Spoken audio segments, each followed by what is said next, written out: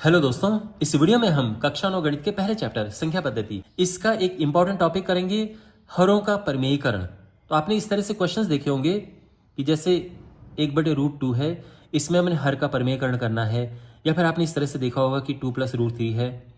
यहाँ पे क्वेश्चन ये आ रखा होगा कि इसमें हरों का परिमेयीकरण कीजिए, या फिर और भी तरह के क्वेश्चंस बनते हैं। तो ये सभी क्वेश्चंस जो हैं आप इस वीडियो में सीखेंगे कि ये टॉपिक है क्या और एग्जाम में किस तरह से इससे क्वेश्चंस पूछे जाते हैं, कैसे क्वेश्चंस इससे बनते हैं। ओके, पहले टॉपिक समझो कि इसका मतलब क्या है। देखो, कोई भी भिन्न है, आप जानते हैं कि उसमें ऊपर अंश होता है और नीचे हर होता है। ऊपर क्या होता है? अंश होता है और नीचे हर होता है। तो हर में यहां पर आप देख सकते हैं किस प्रकार की संख्या है। हर में हमारे पास ये है अपरिमेय संख्या। जिन स्टूडेंट्स को पता नहीं है तो मैं ये बता दूं कि जिन संख्याओं का वर्गमूल पूरा नहीं आता है वो अपरिमेय संख्याएं होती हैं। जैसे 2 का वर्गमूल पूरा नहीं आता है तो √2 एक अपरिमेय संख्या है। इसी तरह से √3, √5, √7, √6 ये सब अपरिमेय संख्याएं हैं। इसी तरह से 2√3 भी एक अपरिमेय संख्या है। तो ये जो हर में अपरिमेय संख्या है, इसमें कुछ गुणा करके ऊपर नीचे हम इसको परिमेय बनाते हैं और फिर कहा जाता है कि हमने हर का परिमेयीकरण कर दिया है, यानी अपरिमेय को परिमेय बना दिया है। इसी प्रकार से इस तरह से क्वेश्चंस आते हैं। यहाँ पे हर में आप देख सकते हैं ये एक अपरिमेय संख्या है, ठीक है ना। भले ये परिमेय है लेकिन ये तो अपरिमेय है, तो ये पूरी अपरिमेय संख्या है।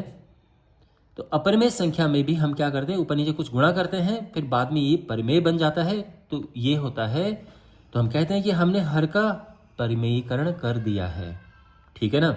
मैं अब आपको टॉपिक समझाता हूं। अब यहाँ पे क्वेश्चंस 2 टाइप से आपके पास बनते हैं, या तो आपके पास ये आएगा या फिर ये आएगा। यानी या तो हर में केवल एक टर्म होगा, केवल रूट वाला, जैसे 1/√2 हो गया, या फिर 1/√3 हो गया, या फिर 4/√5 हो गया, इस तरह से। यानी केवल एक टर्म होगा, ज़्यादा ज़्यादा इसमें किसी का गुणा हो सकता है, लेकिन ये सिंगल रहेगा। और यहाँ पर हर में देख सकते हैं कि 2 पद हैं, 2 टर्म्स है ना। तो इस तरह से भी इनका भी फिर ये आप ये सीखेंगे। पहले मैं आपको ये सिखाऊंगा और फिर इस तरह से सिखाऊंगा कि जब ये होता है तब कैसे करते हैं, क्योंकि दोनों का अलग अलग तरीका है। और वैसे कभी कभार तो ऐसे भी होते हैं जिसमें 3 पद आपको मिलते हैं, 3 टर्म्स मिलती हैं। लेकिन फिलहाल आप ये सीखिए, ठीक है। ये दोनों ही बहुत इंपॉर्टेंट है एग्जामिनेशन पॉइंट ऑफ व्यू से। तो पहले मैं आपको ये सिखाता हूं कि जब हमारे पास हर में केवल एक पद हो, एक ही हो, ठीक है ना, कुछ प्लस माइनस में ना हो, तो कैसे करें। तो हमारे पास है ये, यहां पर आप देख सकते हैं ये हर है और हर में एक अपरिमेय संख्या है। अब हमने क्या करना है, इसे परिमेय बनाना है। तो इसके लिए हम क्या करेंगे, इसमें ऊपर नीचे गुणा करेंगे। अब इसमें क्या गुणा करें कि ये जो आंसर यहां पर हम लिखें ये नीचे परिमेय हो। तो उसके लिए आप ये बात समझिए कि अगर हमारे पास रूट में यानी वर्गमूल में कोई संख्या है, इसमें अगर हम इसी का गुणा कर दें दूसरी संख्या वर्गमूल में, ध्यान रखना रूट कहूंगा या वर्गमूल कहूंगा एक ही बात है, ओके, आप कंफ्यूज मत होना। तो रूट में यहाँ पे 2 है, रूट में यहाँ पे 2 है, तो जब इनका मल्टीप्लाई गुणा आपस में होगा तो ये 2 बन जाएगा। इसी प्रकार से 3 का जब हम आपस में √3 और √3 का गुणा करेंगे तो 3 बन जाएगा। √7 और √7 का आपस में गुणा करेंगे तो ये 7 बन जाता है। यानी रूट में जब वर्गमूल में जब एक जैसी चीज़ें होती हैं उनका आपस में गुणा होता है तो ये समझो कि वो चीज़ आ जाती है वर्गमूल हटके, ठीक है। यानी जैसे √5, जैसे 4√5 है, इसमें मैंने √5 का गुणा किया तो क्या होगा, तो देखो 4 तो ये है और √5 और √5 का गुणा करेंगे तो ये 5 आएगा और ये हो गया है 20। तो इस तरह से ये होता है। तो सिंपल सी बात है, आसानी से आप ये समझ सकते हैं कि अगर हम इसमें वर्गमूल 2, क्योंकि ये √2 है तो √2 में √2 का गुणा करेंगे तो फिर यहाँ पे क्या आ जाएगा, 2 आ जाएगा, है ना। लेकिन ध्यान रखना केवल नीचे गुणा नहीं करते हैं, ऊपर नीचे दोनों करते हैं, नहीं तो इसकी वैल्यू बदल जाएगी, इसका मान बदल जाएगा, जो अभी है वो नहीं रहेगा, है ना, इसकी वैल्यू कुछ और हो जाएगी फिर। तो इसीलिए ऊपर नीचे गुणा करते हैं कि वैल्यू बरकरार रहे, वही रहे। लेकिन जो हर है, जो पहले की अपरिमेय था, अब ये बन गया है परिमेय। तो हमने क्या कर दिया है, हर का परिमेयीकरण कर दिया है। इसी प्रकार से अगर हमारे पास 1/√5 है तो ये क्या होगा, ऊपर नीचे हम गुणा करेंगे √5 से, तो ये क्या होगा फिर, ये तो बन गया 5 और 1 में जब इसकी गुणा करेंगे तो ये आ जाएगा √5। ठीक, फिर मान लो कि हमारे पास है 4/5√3, ये क्या होगा, तो देखो ये एक ही पद है, ये याद रखना, एक ही चीज़ है, एक ये याद रखना। तो फिर इसमें क्या गुणा करेंगे हम, तो सीधी सी बात है, आसानी से आप समझ सकते हैं कि √3 का ऊपर नीचे गुणा करेंगे। ध्यान रखना केवल √3 का करना, पूरे 5 √3 का मत करना। तो √3 का गुणा जब √3 से होगा तो 3 बन जाएगा, इसीलिए हमने √3 का गुणा किया। ओके, क्योंकि ये रूट में था तो वैसे ही हमें चाहिए, तब ये हो गया। ऊपर तो ये यही रहेगा, तो ये हो गया 4√3/15। ओके, इस तरह से हम, जब हमारे पास इस सिंगल में होता है तो हम हरों का परमीकरण करते हैं। अब यहाँ पर एक इम्पॉर्टेंट क्वेश्चन आपके पास है। क्वेश्चन इस तरह से कि यदि √2 1.414 है तो इसका मान ज्ञात कीजिए। ध्यान रखना, बाय द वे ये बहुत इंपॉर्टेंट क्वेश्चन है, इस तरह क्वेश्चंस बहुत पूछे जाते हैं एग्जाम में। तो देखो √2 यहाँ पर दिया है और आपने इसका मान ज्ञात करना है। तो अगर आपके मन में ये प्रश्न हो रहा होगा या ये विचार आ रहे होंगे कि अच्छा हमने ये ज्ञात करना है, चलो ठीक है, √2 की जगह पर रख दो 1.414 और भाग दे दो।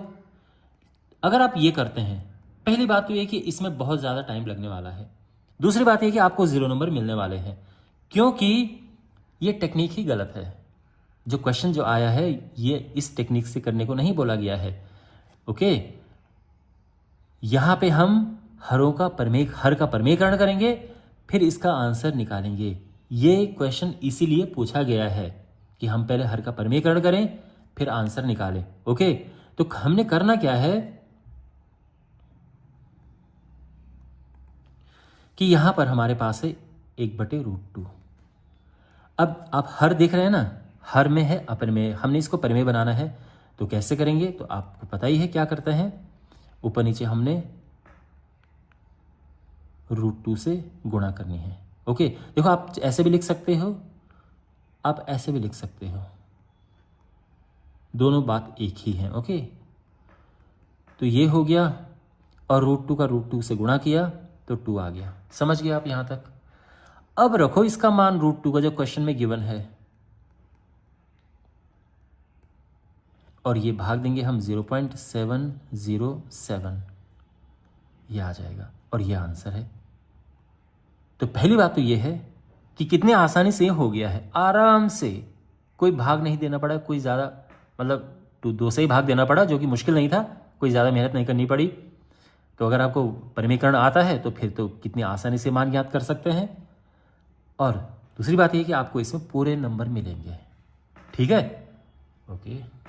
अब ऐसी संख्याओं का हम में हरों का परमीकरण करेंगे जिसमें नीचे प्लस या माइनस हो। तो जैसे यहाँ पे प्लस है, तो अब कैसे करें इसको, तो यहाँ पर देखो, अब ये सेकंड टाइप के क्वेश्चन है, ठीक है ना। तो यहाँ पे क्या करते हैं, हम गुणा करते हैं ऊपर नीचे, लेकिन किससे गुणा करेंगे हम, तो हम गुणा करते हैं, ध्यान रखना, जो ये है इसके विपरीत चिन्ह से। ये ध्यान रखना, हम गुणा करते हैं जो भी ये है, इसमें बीच में जो चिन्ह है उसका उल्टा चिन्ह यहां पर लगना चाहिए।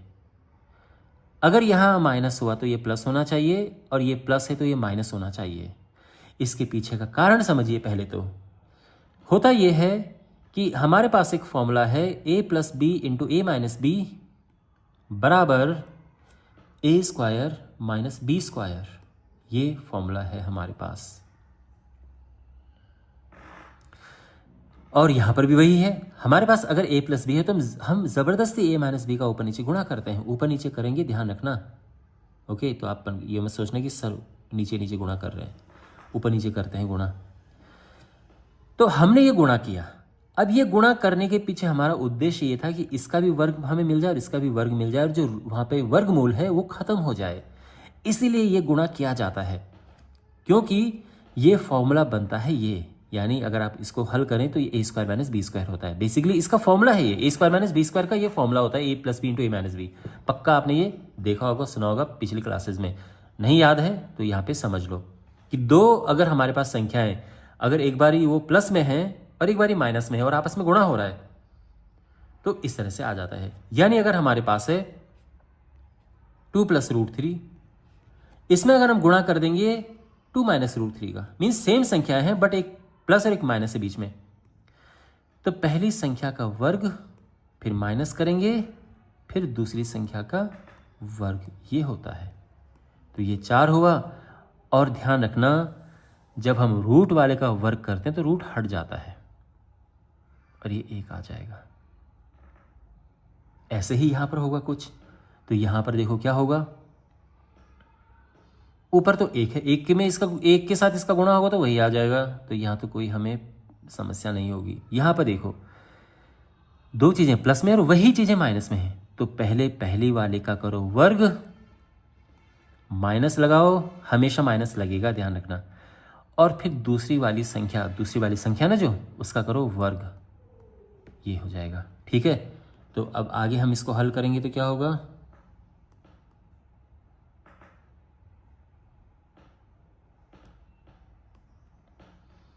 तो ऊपर तो खैर रूट 3 माइनस रूट 2 होगा, और नीचे देखो रूट 3 का वर्ग करेंगे तो 3 आएगा, फिर माइनस करके रूट 2 का वर्ग करेंगे 2 आएगा, क्योंकि वर्ग करने से रूट कट जाता है, हट जाता है। और ये तो ये आएगा रूट 3 माइनस, 1 मिनट है,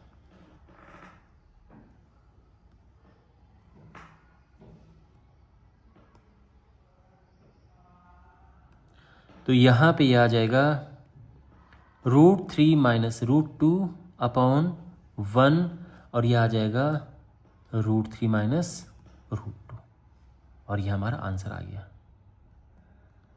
ठीक है ना। तो जब भी हमारे पास हर में दो संख्याएं आपस में प्लस हो या माइनस हो, तो इस तरह से उनमें हरों का परमीकरण करते हैं, तो ये आ जाता है। अब मान लो कि आपके पास क्वेश्चन इस तरह से होता, मान लीजिए यदि रूट 3 ये है और रूट 2 ये है, तो हमने इसका मान ज्ञात करना है। ऐसे भी आपके पास प्रश्न आते हैं और ये बहुत इंपॉर्टेंट प्रश्न है, ध्यान रखना। तो कैसे करते हैं इसे, तो आप समझ ही सकते हैं कि ऐसा नहीं कि हम रूट 3 पे ये रख दें, रूट 2 पे ये रख दें, नहीं तो 1 में कितना पॉइंट में आ जाएगा और भाग, वो करेंगे भी नहीं। ठीक है, आपका आंसर सही भी आ जाएगा तो भी वो आपको 0 नंबर मिलेंगे, क्योंकि प्रोसेस मेथड ही गलत था। तो करना क्या होता है, तो पहले वही करना है कि हम क्या करेंगे, इसमें हर का परमेयकरण करेंगे। आप समझ गए ना, परमेयकरण में क्या करना होता है कि ऊपर नीचे जो यहाँ पर ये चिन्ह है उसके विपरीत चिन्ह से गुणा करना है। तो मैं सीधे लिख रहा हूँ ये वाला, क्योंकि हमने अभी अभी किया है। ठीक है, तो ये पूरा सेम ही है और ये आपका अंत में आ जाएगा ये, और जब ये आ जाएगा फिर आप आराम से ये मान रखो, तो ये है 0.732 1.732, दूसरा है 1.414, और अब आराम से इनको लिखो घटा के, ये आ जाएगा 8, फिर ये 2 में से 1 गया 1, फिर है 7 में से 4 गया 3, इतना, यह आ जाएगा आंसर। समझ गए ना। तो इन प्रश्नों को ऐसे करते हैं, ये है रैशनलाइजेशन का यूज। आपने देखा कितनी आसानी से आ गया। अगर आपको परमेयकरण, अगर आपको अच्छे से आता है परमेयकरण, तो कितनी आसानी से आप ये मान ज्ञात कर सकते हैं। और एग्जाम में ऐसे क्वेश्चंस आते हैं तो आपको इसी मेथड से करने हैं। ओके, कि पहले पूरा ये करके ये निकालो और फिर मान रख दो यहाँ पे। तो ये है, इसमें एक आध क्वेश्चन और करते हैं। तो आपके पास क्वेश्चन इस तरह से भी आ सकते हैं कि 2 plus root 3 upon 2 minus root 3, इसमें हमने हर का परमेयकरण करना है। तो आप समझ ही गए होंगे क्या करना है हमने। यहां पे ऊपर नीचे किससे गुणा करेंगे,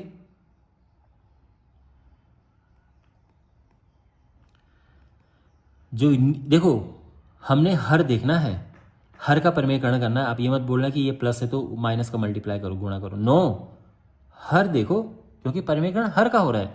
ऊपर परमेय है अपर में है, हमें कोई फ़र्क नहीं पड़ता इससे, उससे हमने उससे कोई टेंशन नहीं लेनी है। ये तो क्या करेंगे, क्योंकि माइनस है तो प्लस का ऊपर नीचे गुणा होगा इस तरह से। ठीक है, अब क्या होगा ये गुणा करके, ऊपर देखो एक जैसी है ना ये चीज़ें भाई, 2 + √3 यहाँ भी है यहाँ भी है, तो हम लिख देंगे 2 + √3 की घात 2, और नीचे वही कि एक प्लस में है एक माइनस में है ना, ये माइनस में ही प्लस में है, तो पहली संख्या का वर्ग करेंगे माइनस करेंगे, फिर जो दूसरी संख्या है उसका वर्ग हो जाएगा। समझे आप? यहाँ पे अगर हम देखो, अगर आपको यहाँ पे मेंशन करना हो कि कौन सा फॉर्मूला लगाया तो आप लिख भी सकते हैं कि a + b a - b होता है a² - b², लेकिन इसकी वैसे ज़रूरत है नहीं, ठीक है ना। टीचर्स भी ये नहीं कहते हैं कि आप ये लिखो, बस मैं आपकी उसके लिए लिख रहा हूँ समझ के लिए कि हमने यहाँ पर ये फॉर्मूला अप्लाई किया है। आप लिखते हो तो कोई गलत नहीं है, अच्छी बात है वो तो। अब यहाँ पे आगे क्या करेंगे हम कि यहाँ पर a + b के होल स्क्वायर का फॉर्मूला लगाएंगे, है ना भाई। a + b इसका होल स्क्वायर क्या होता है, a² + b² + 2ab, है ना। वही करेंगे a²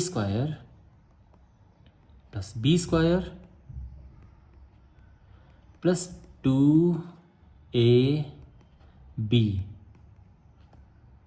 और नीचे इसका वर्ग माइनस इसका वर्ग। ये तो सिंपल है ना, ये तो समझ गए होंगे आप। 2 का वर्ग हुआ 4, √3 का वर्ग हुआ 3, प्लस 2 दूने 4 √3, और 4 में से 1 गया, 4 में से 3 गया 1, और ये आ जाएगा 4 3 7 प्लस 4 √3, नीचे 1 है तो उसको लिखने की कुछ ज़रूरत है नहीं,